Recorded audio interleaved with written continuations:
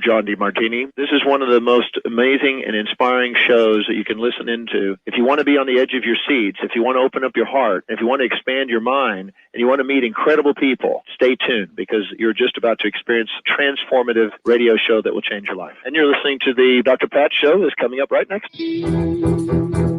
Welcome to the Dr. Pat Show. Talk radio to thrive by. Powerful, inspiring, and coming to you live, bringing you stories of people like you and me, busting through and living life full out. Get ready to dare to wonder what your life would be like if you knew you could not fail. Hey, everybody, welcome. It's so great to have all of you tune us in and turn us on. Adjusting my mic right there for everybody. Hello, Mr. Benny. How are you, B? Hi, Pat. Doing well. B? I'm being good. Thank you very much for asking. Yourself? Good. Yep. Olivia's also at the helm today. I'm really excited. I was reading Allison's book. Allison Carmen joining me here today. A Year Without Men, a 12 point to inspire, empower women. But wait a minute. Let me just talk about this for a minute. Yeah, because I almost had to jump in there for a minute. I don't know what's going on here. What was this book all about here, Pat? Come on. Yeah, let me just. Come on now. You can't do it without me, right? It's a 12-point guide. A year without men. But Benny, here's what I want to say to you about Yes, ma'am. I got to talk with and get to know my relatives, my aunts and my uncles. But my aunts who went through like World War II. Do you remember that one? Me personally, no, but I know of it. Yes, from reading about it. So I got to talk to these women who, when the men were gone, as a picture of one of them. Oh my God, I'm going to get this wrong. It's the bow. I don't know the front. It's the front of the ship. What is that? The bow, whatever it is. It's the front of the ship. Okay. There's a picture of her, small woman, small, Italian small, with a hard hat and a welding gun. Okay. Gun, in the front of a ship. Okay. Welding. And so she talked about, and they all talked about, what this was like. And when you hear her talk about it, and you have to go back and understand where these women came from. Allison, do you think you know where I'm going, right? With this for a minute? Okay, you know where I'm going, right? Okay, follow me for a minute. And when I sat down and I talked to all of them, Benny, right? My Aunt Lee, Uncle Ralph, to the war, everybody's to the war, not the women. Although I will say my Aunt Frances served, so not all the women stayed home. I got about a split deal with my women relatives, both my aunt and my uncle, they served. Full of a family that served. But when I talked with them about this time, they were so happy that when they were telling me about it, they were smiling.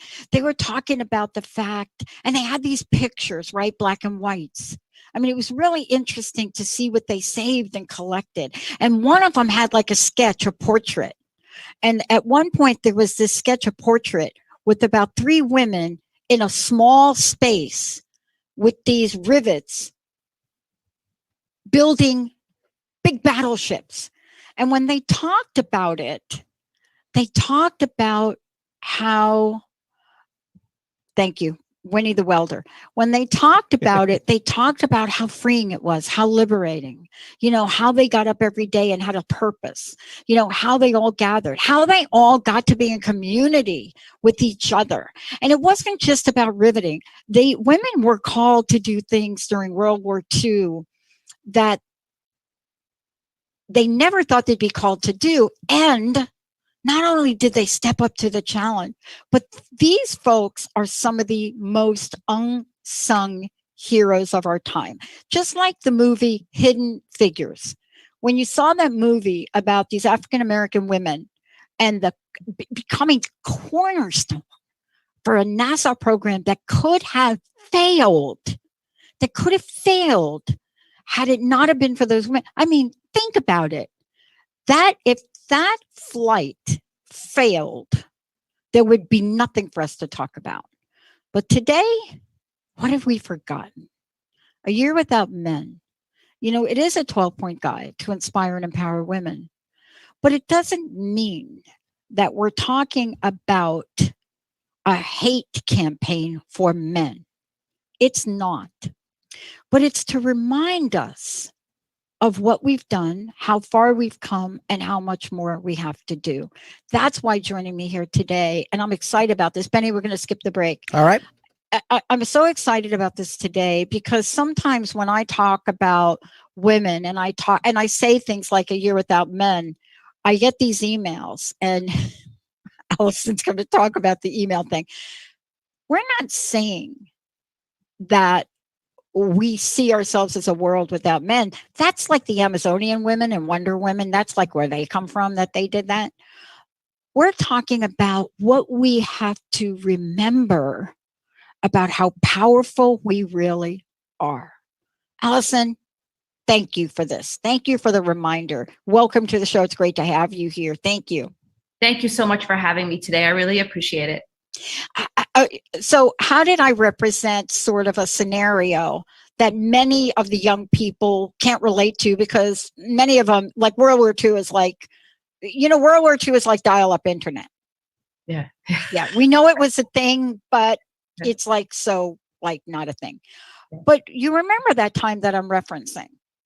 Absolutely. And I think that you did such a good introduction for the book, because I've had the same reaction from people. A year without men.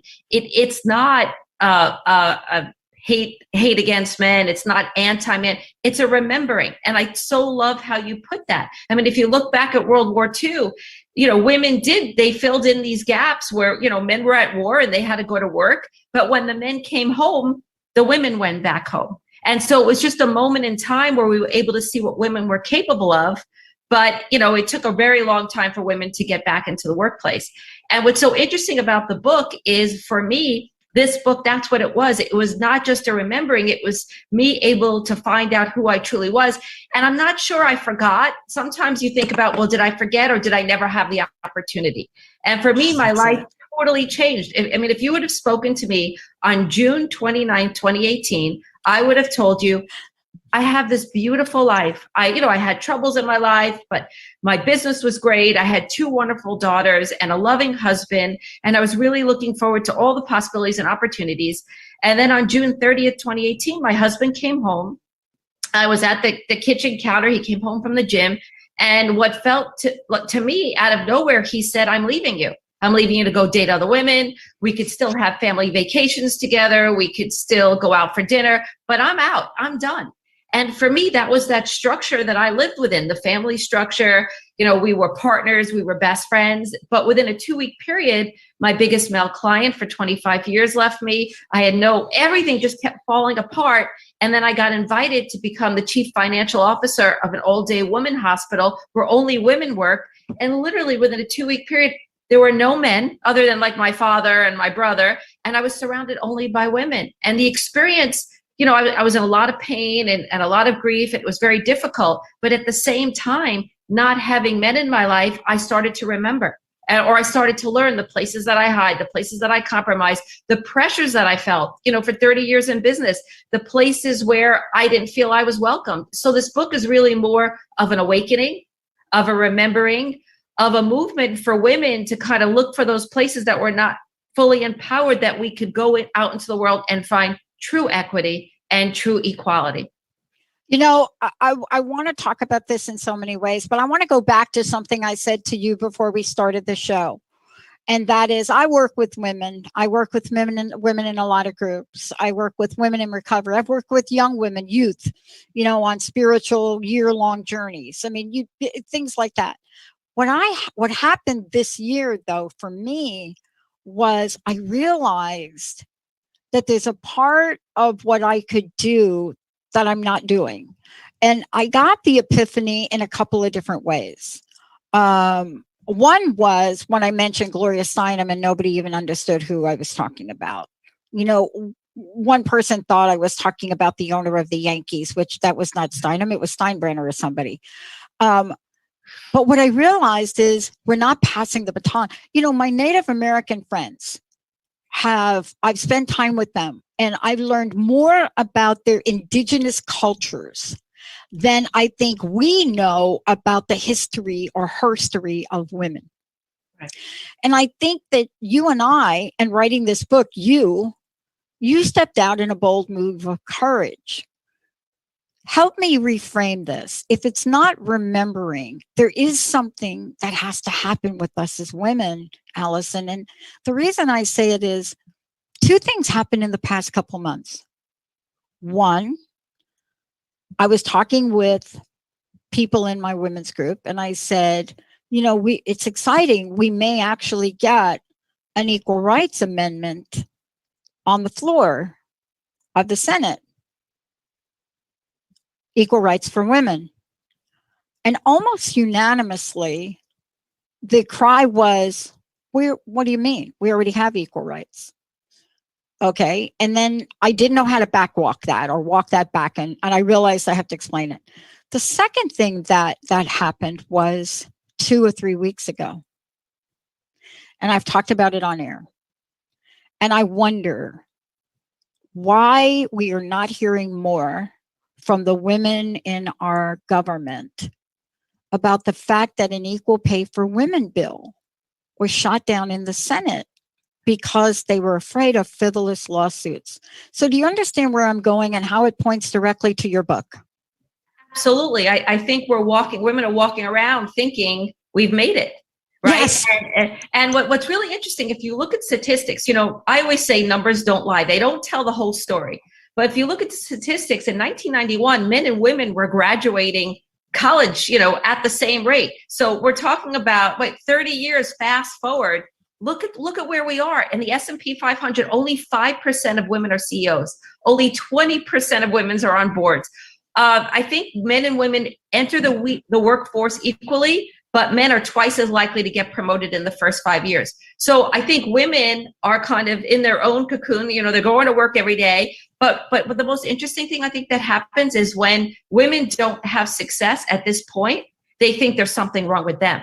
I think there are two things going on. One, we don't realize that we're not as far ahead as we think because we're not looking around us, and we're not paying attention. Like you think about the equal pay, you look around, who's the CEOs, how many, even just a woman being president, it's not happening for us. And at the same time, when I work with women individually, they're blaming themselves. If I was so great, then I would have gotten that job. If I was so great, I would have gotten that promotion. And I don't think people realize that, the game is rigged against us to begin with. And we need to kind of recognize it.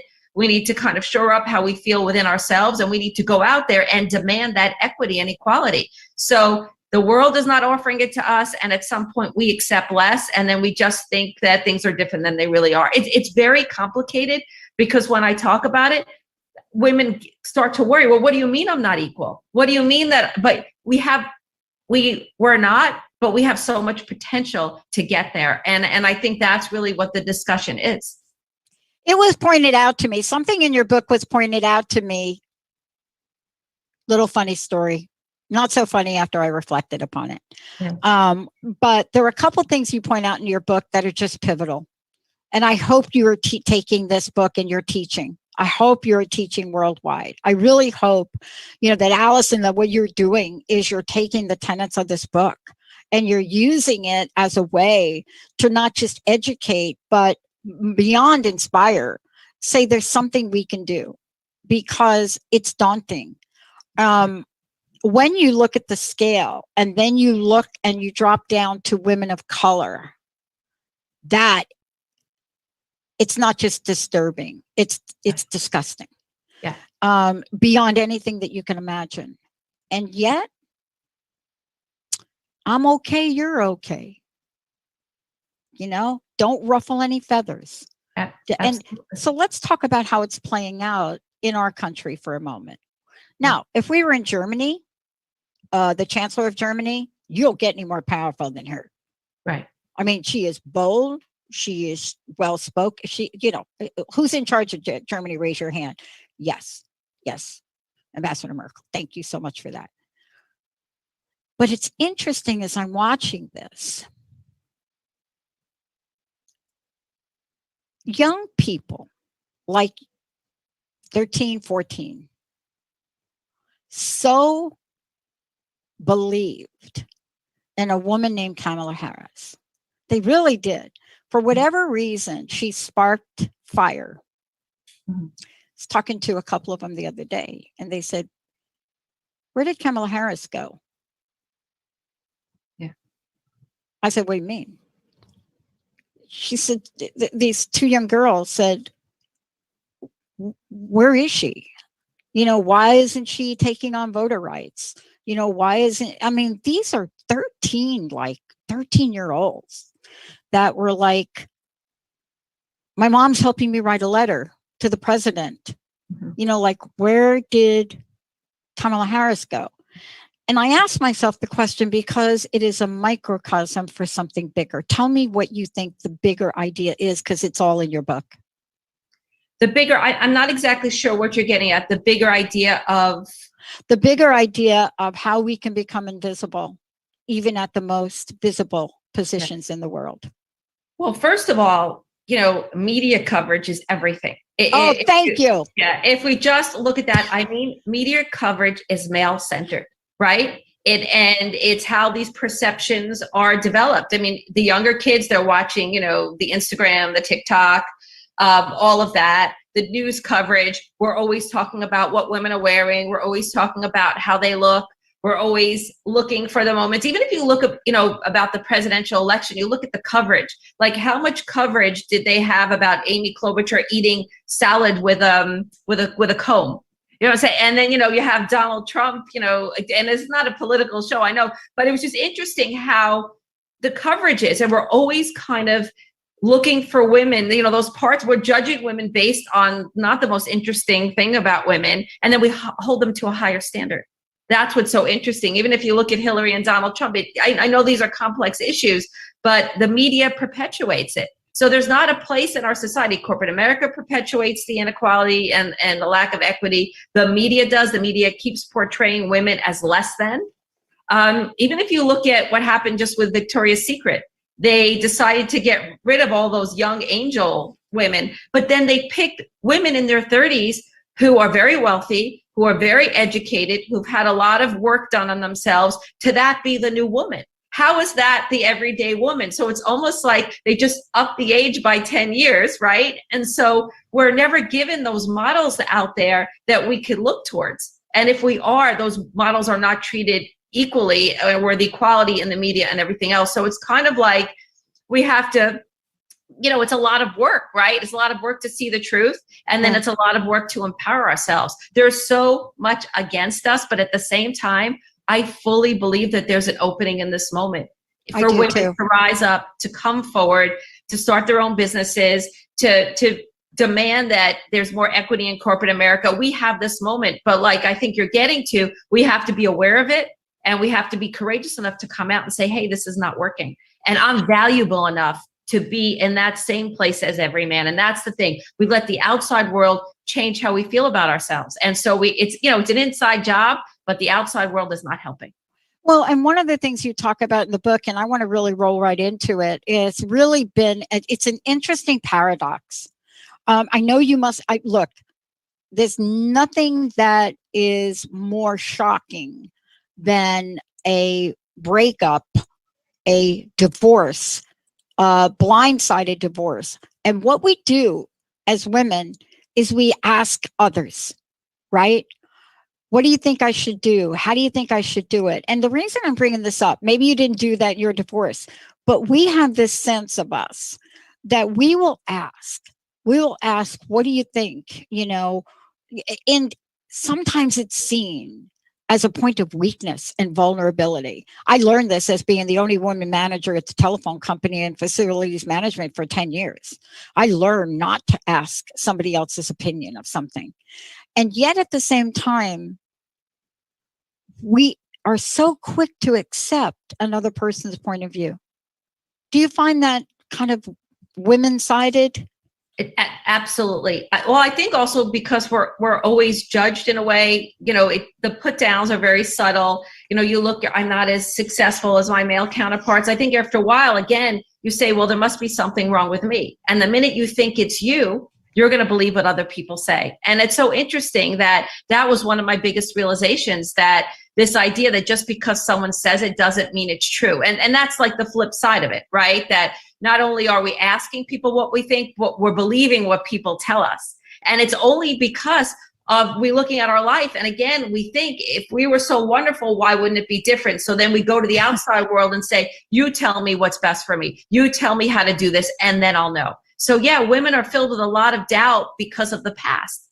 And for me, that was one of the biggest realizations. If I didn't get that, and if I didn't turn to me, I was going to be believing that there's something wrong with me. My husband left me. I'm not worthy. I can't make it. I mean, I could tell a really great story at this point, right? I have all the makings for a story that my life will never be great again. I'll never have the grandkid story with the big family. But I realized that that's the story. That's the expectation that I was sold. And that's the expectation I held on to. So unless we go back to ourselves and we start asking ourselves, what's our truth? Right? That's a hard thing to do. What works for us, the whole world is going to tell us. So I don't think there's anything wrong with asking people for advice, but we have to be strong enough within ourselves to know who we are, right? And then to move forward. It's really tricky, but at the same time, that was one of my biggest moments. Just because someone says it doesn't mean it's true. I'm being interviewed more recently, especially now with the new technology, and I'm going to be out in the world talking about it a little bit. So I'm going to ask some interesting questions, Allison. I'm going to ask you a couple of them. Okay. I was asked a question about this is a person that knew about my working career, starting in the mailroom, going from homeless to starting in the mailroom to corporate executive at AT&T, right? Mm-hmm. To the point where I couldn't do it anymore. It was out of integrity for me. I had an epiphany moment. Mm-hmm. An alien took over my body and gave me enlightenment. Not kidding, that's true. It's true. But I get asked interesting questions about that part of my life now that I've started to share it. One of the questions I got asked was, Pat, in your corporate career, you've talked about a few things, but is there anything that you feel that you made a contribution to change policy, procedure beyond your day-to-day job? And the point was, and this was a little sarcastic, snarky question. Mm-hmm. By him. It was a little like, seriously, you talk about the job, you're just a number, 66147. Right. Can you believe I remember my ID number, 66147? I mean, is that funny? And so he was basically saying, don't even bother talking about it. You really didn't make a difference. But let's talk about this. Because if we don't start to talk about and honor our contributions, Allison, we're not going to be able to help other women do that. Right. Can you talk to the points in time, even now, where you feel you're contributing, where you feel you're on the edge of helping others? Yeah. It's so interesting. If I go back to the beginning of my career when I was a lawyer at a large firm, I felt it was hard. I felt it was very hard to contribute. And what happened is I went on my own as a lawyer, but I felt the places where I contributed the most, quite honestly, was in not-for-profit humanitarian work. And it's interesting, that's where I went because I needed to feel like I could make a difference. And that's where, my life really changed a lot. And then, I became a life coach but it was always outside of that corporate system, because when I was in the system, I felt that I was just a number. But what's so interesting is that, right after my husband left, when I got invited to come into this company called the Motherhood Center, and it's a day hospital for women with postpartum depression, it's an all-woman company. There's no men there. She actually asked her partner to leave, who was a man. So we're all women. And I really feel that I contribute. And the reason why it's so easy to contribute is because that barrier is not there anymore. There's no one rolling their eyes. There's no one judging me because I'm a woman. We're all the same. And because we're all the same, there's more collaboration, and that limit, that place where I always felt the resistance is not there. And now it's an amazing place. We save women's lives. I mean, even during the pandemic, we decided to, treat these women on Zoom, and it's just a different dynamic. And I'm not saying that corporate America doesn't make a difference. Of course it does. But my individual contribution feels a lot different, that I'm not fighting that one piece. Yeah. And I think, you're going to be important for me, because once we launch our technology, I'm going to create a summit. And I'm so clear about doing this. And it's not going to be the kind of summit that you hear about. Every time we get together, it's usually a summit where we're going to get a bunch of people on, they're going to sell you stuff. That's not what I want to create. I realize and I believe you and I, if I could speak for you for a minute, and even Benny and Olivia, I don't want to leave men out of this because men to me have helped me more in my life and career than you can imagine. And I want to talk about that when we come back. But one of the things that I realized, and I'm seeing it again, is there cannot be 9 out of 10 women in a group that didn't know they were just denied equal pay. Right. And the fact that I know that that's a thing and I'm not doing anything about it, shame on me. And so when we come back, I want to talk about this. The other thing I want to talk with you about is that learning how to look at what we envision for our life versus expectations is really the key to success. You are by any poke of the imagination, a successful and powerful woman. Went to school, became a lawyer, author, speaker, right? You are by every aspect of the imagination that woman, and allow yourself to be vulnerable to write this book. There's nothing more powerful than vulnerability to help other people. When we come back, let's talk about the double-edged sword of the gifts that we have as women, yeah, and how to use them. It's a great book. So good. Allison, Carmen, everybody, we're going to take a short break. We have a couple of copies of the book to give away, A Year Without Men, a 12-point guide to inspire and empower women. And it really is that guide. And, to think about this in the way, if you think about my aunts, if you think about my aunt with the hard hat on and having the joy in her face when she talked about this point of time,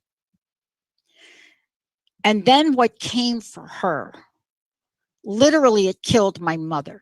It literally, the feeling of disempowerment that happened and how these women lived, it's just beyond anything that we can imagine in contemporary women. Let's take a short break. When we come back, hey, Benny, 1-800-930-2819, copies of this book, awesome book. When we come back, is vulnerability our greatest gift? We'll be right back with Allison, Carmen. All clear.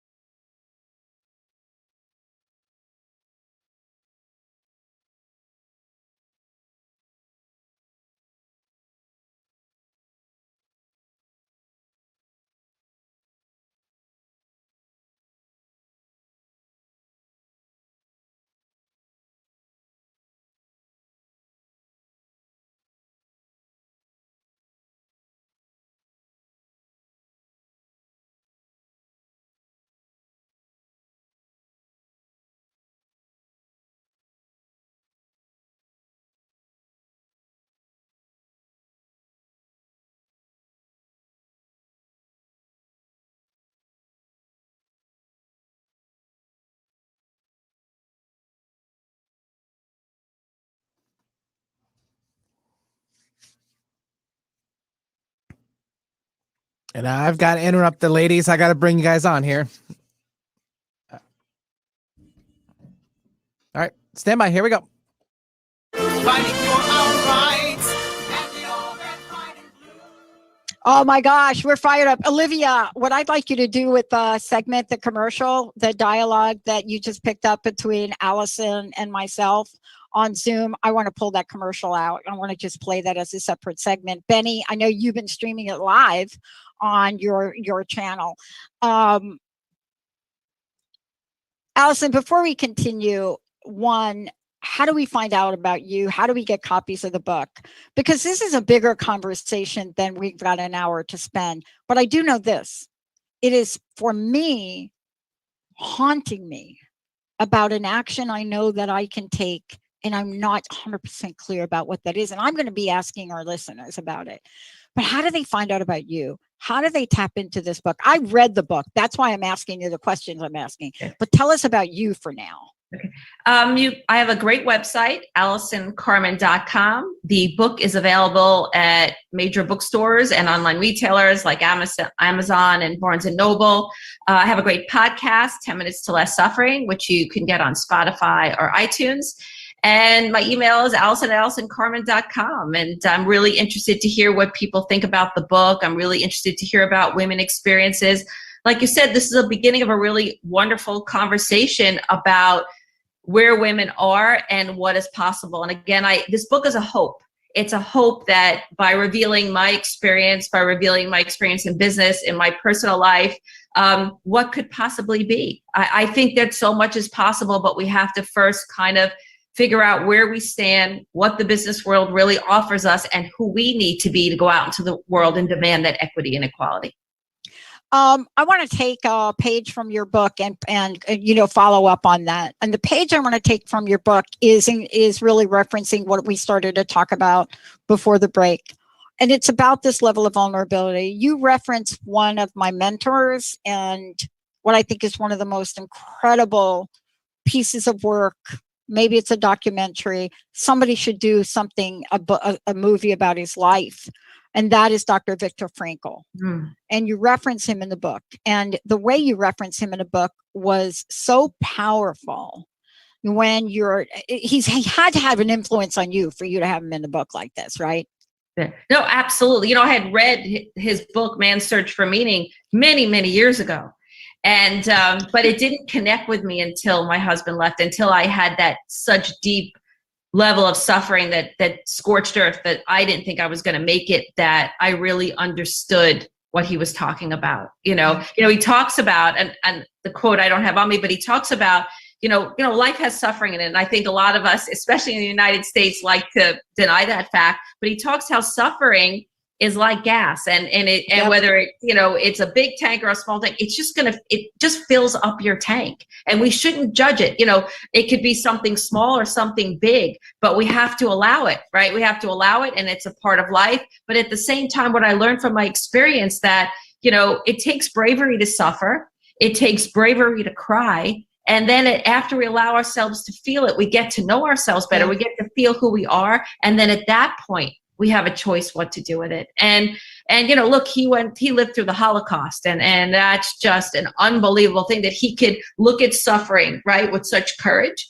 But he does. And so it gave me a lot of courage. And I actually wrote about him when believe it or not, in this horrible year, I actually had a breast cancer scare. Mm-hmm. And I was sitting in this doctor's office, and this woman, she kind of was this older woman, they kind of wheeled her next to me, and she lost her hair, and she was all swollen. And then I remember thinking to myself, I felt healthy. I didn't know whether or not I had breast cancer. I was about to get my results.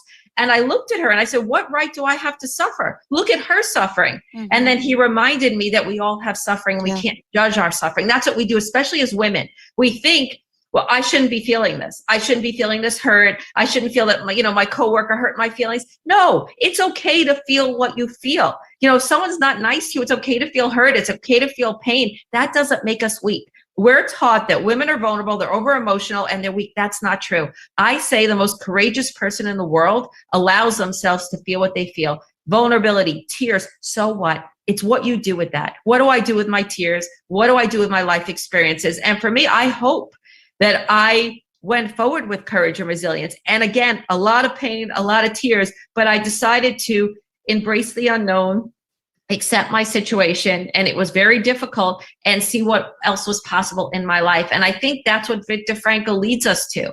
Yeah. That vulnerability is a part of life, and it's what we do with these moments in our lives that really makes us strong and courageous. I love that you included him, because I want to ask you this next question. I believe that anyone, man or woman, that can experience a level of vulnerability the way we're talking about opens up a portal. And when you open up that portal, you're opening up a place for you to receive guidance information. In the book you wrote, and this is from Frankl. I love that you've included this, Allison. I'm so happy. This is what you say, and he says, there was no need to be ashamed of tears. I want women to hear this, right? I want everybody to hear this, because we are so ashamed of tears.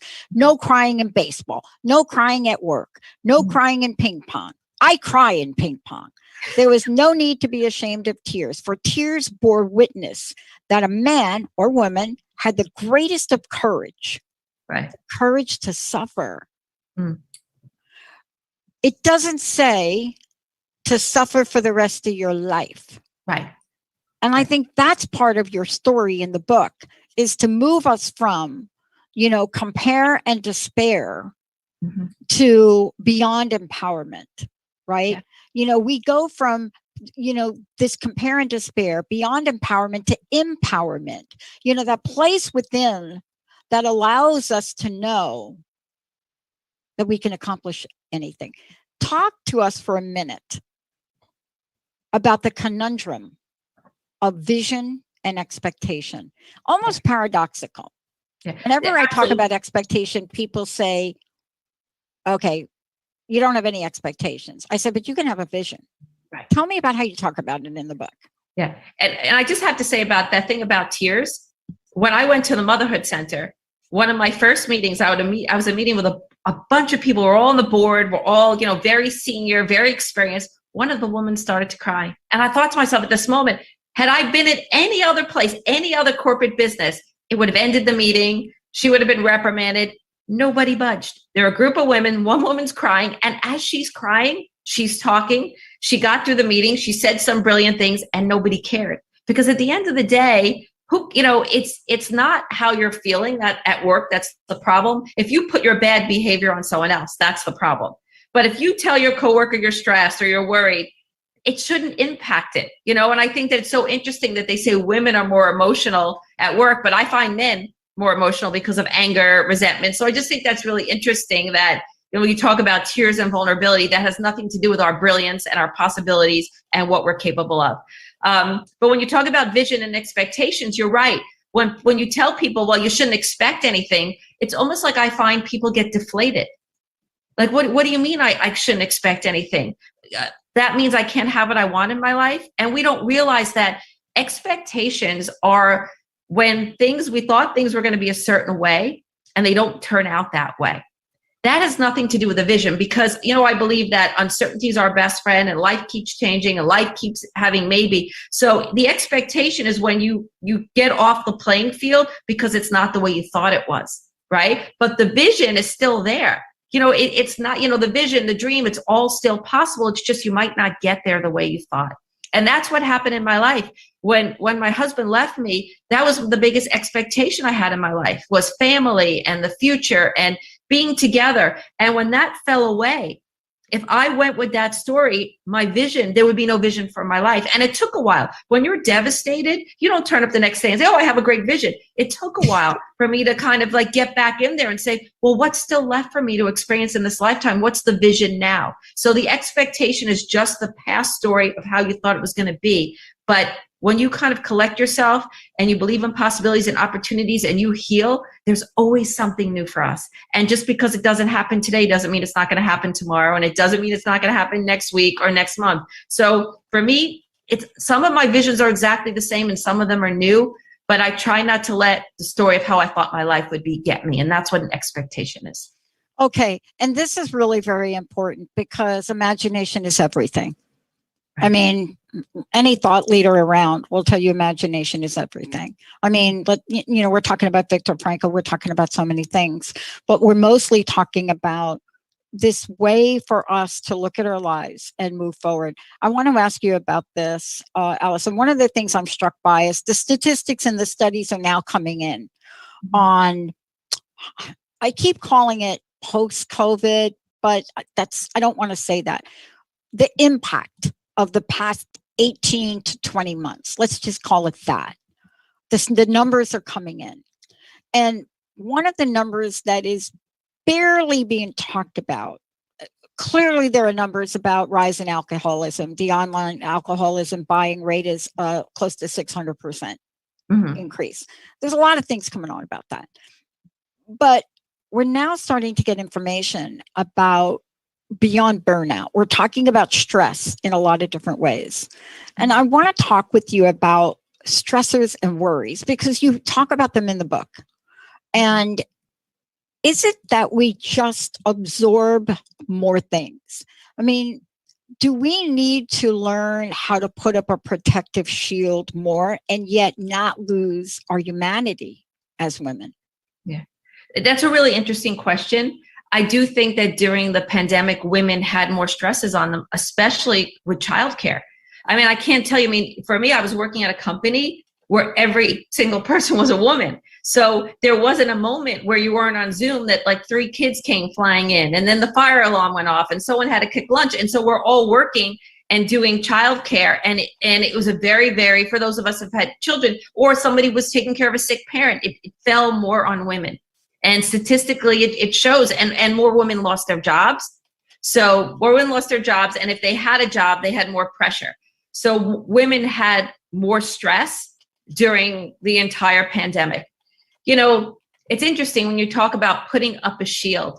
There's one thing that I've learned, that when my husband left me, the pain was so great that it would have been very easy for me to shut my heart.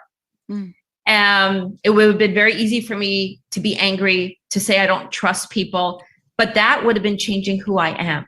And that's the problem when we talk about humanity and shields in our heart, that if we don't stay open, we're going to be less of who we are.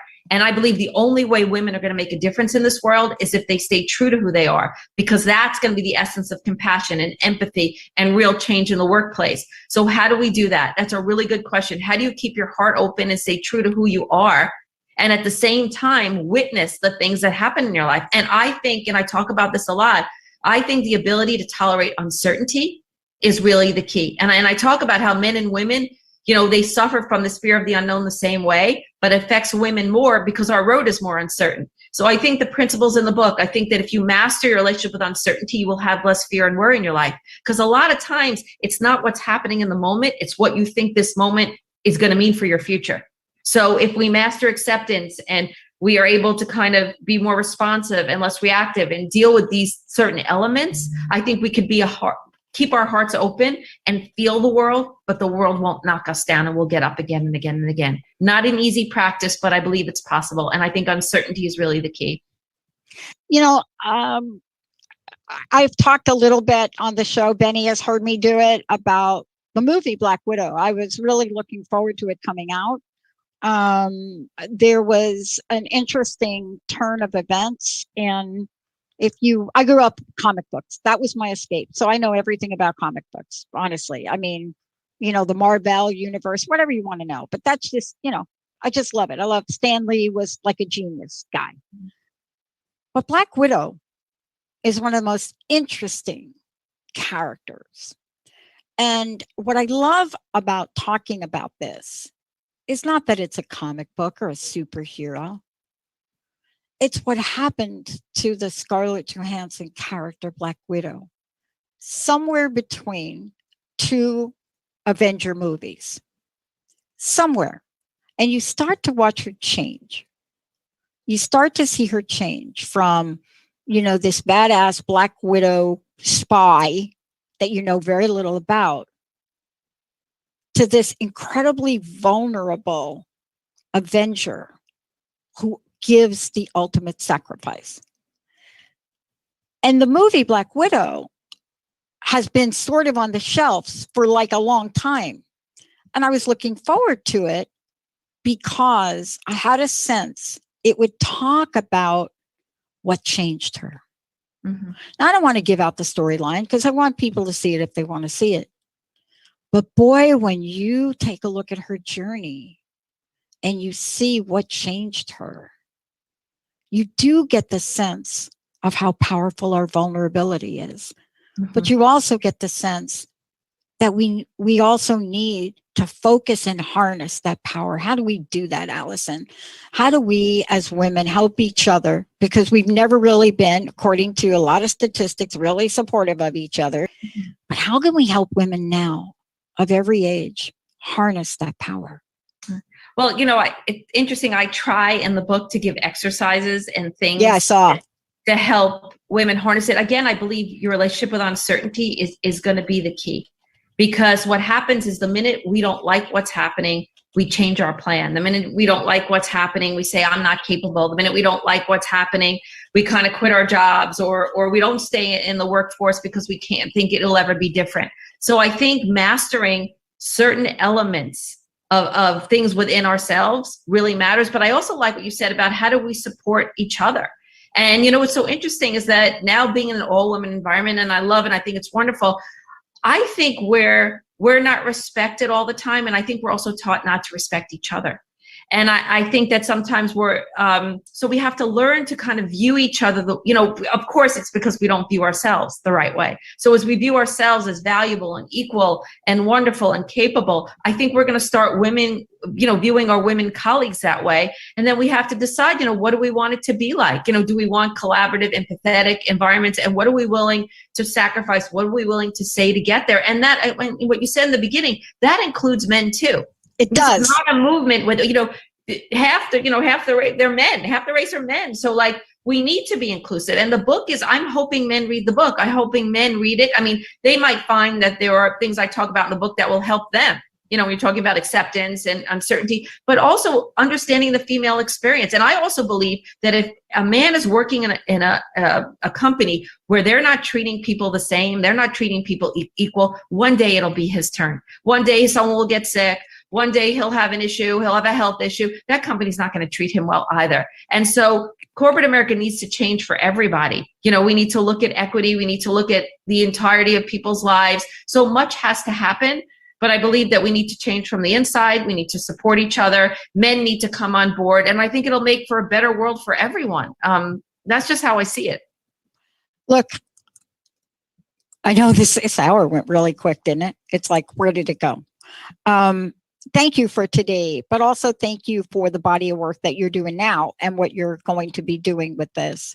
Would you just take a moment for all of us and remind everyone how they can find out more about you and how they could also get a copy of the book? Would you go ahead and do that, please, Allison? Sure. And also social media. People can also stay in touch with you over social media and really keep in tune with what you're bringing out afresh, anew from the book, etc. Absolutely. Again, the website is AllisonCarmen.com.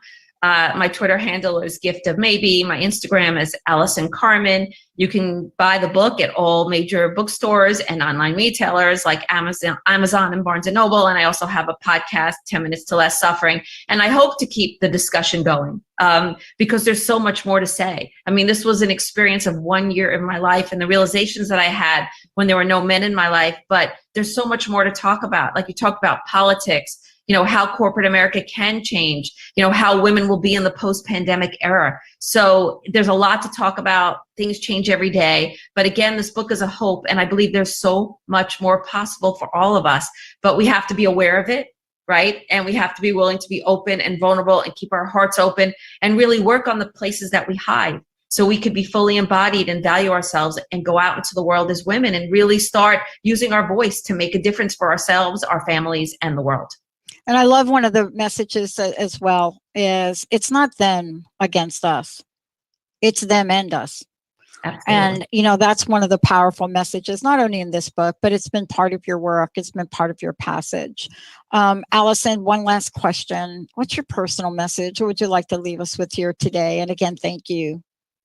Like I said, I feel very hopeful and that I hope women will start looking at the places that they don't feel equal or they feel stressed or they feel worried and they'd stop blaming themselves and they'd stop making it about what they're what they can't do and what they're not capable of, and it's their fault, and really start looking at the systems around them and start looking within and seeing the places that they don't love themselves, that they don't value themselves. And I really hope that my book helps them. Like I said, there are a lot of great exercises and there's a lot of great information. Like you said, there's so many wonderful things happening around the world. There's so many fabulous women and so many people who are just ready to give information for empowerment, love. And I just really believe that women are warriors. I believe they're fabulous business people, and I think they're full of potential. And I think this is an amazing moment for women to really start going out there, speaking truth, making a difference, and making the world a better place. And I'm going to remind you and I that we actually, as women that have been traveling this pathway, I don't know about you, but I really feel obligated to do more. I know I can do more. I know that there are things that I can do. Now, if you're going to ask me what that is, hopefully you and I can put our heads together. Yeah. And maybe we can create something. Allison, thank you so much. Wonderful. Thank you so much for having me today. I really appreciate it. And thank you for your vulnerability and inspiration. Thank you. All right, everybody, let's take a short break. When we come back, more about vulnerability. We're going to be talking with the pushy broad from the Bronx because we're taking on Recovery Recharge. What is the spiritual side of recovery? And yes, that statistic I gave about alcohol consumption, yeah, that's what's happening. We'll be right back. All clear, ladies. Hey, Allison, thank you. Hey, do me a favor.